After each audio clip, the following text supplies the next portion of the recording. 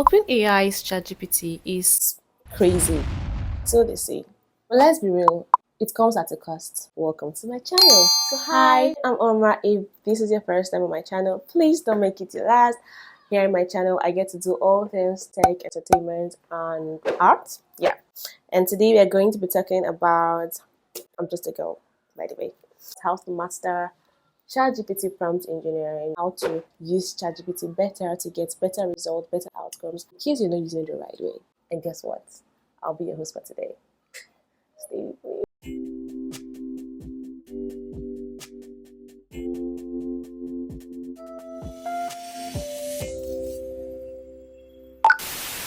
So back to business. Here's the thing. AI is as good as the instruction that you give it. And that's why people say prompting is a skill. Just think of it as cooking. If you throw in random ingredients into your cooking pot, at the end of the day, it comes out to be a mess.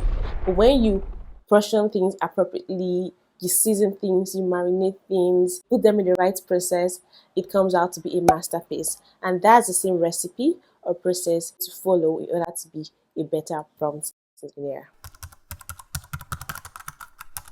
I call this PF, the prompt formula, and this is a cheat code to unlock ChatGPT's brain. This prompt formula comprises of 5 key things, which are task, text as in context, we have example, we have format, and we have the tone. All these 5 things are not necessary compulsory in all your prompts, but these are the 5 things that are going to build the basis as to what outcome you're going to get at the end of what a prompt. So let's go further to break this down into parts. Task. So when you say task, think of it as a verb, as an instruction. Remember, what you give AI is what it's going to give back to you. So this is the part where you set the energy. Example, write, translate, explain, summarize, generate, draft, rewrite, role play. The action word has to be really visible at this point. Pretend, that is the action word. Pretend that you are a 5-year-old. I want you to, right? So the task at this point is the action word, the verb, the instruction you're going to give to AI, and that is what it's going to build on for the rest of the outcome.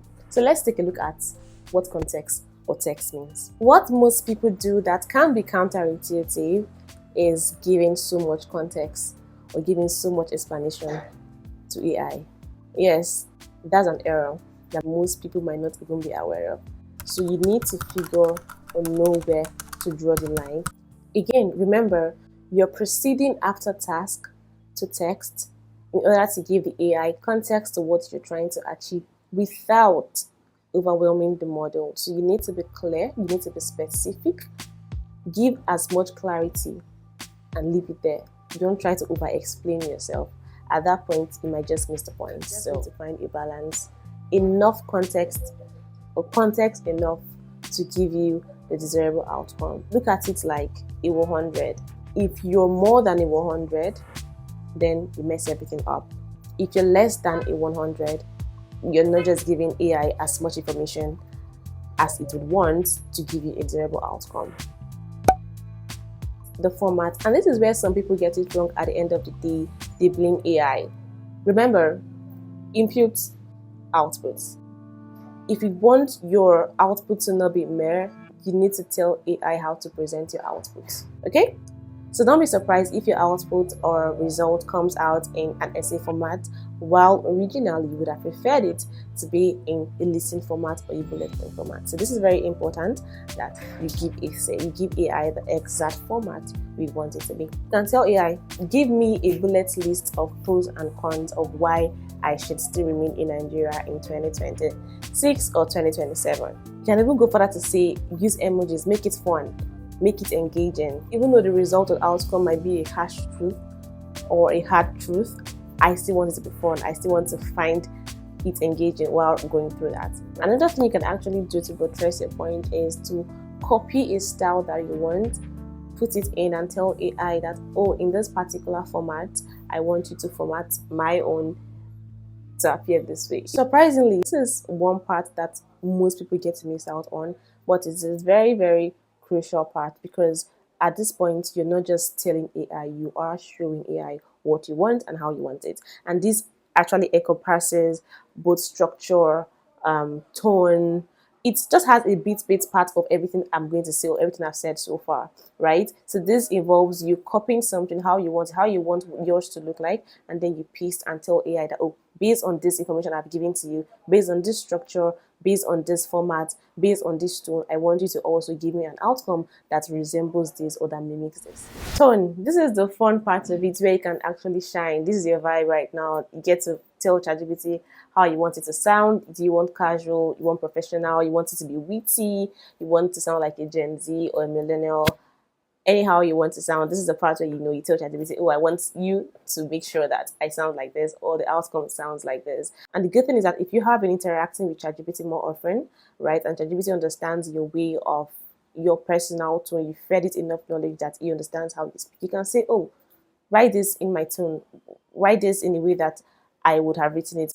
My point is, it can just go as personal as you want it to be, right? You get to have fun with this part. You can personalize this, and all this depends on how much interaction you get it. So yeah, this is your vibe. Example, write a Gen Z thread for me about AI productivity. So that way, when someone is reading it, it won't be so rigid as to how maybe a regular millennial would write things about productivity. You'll find things like emojis in there.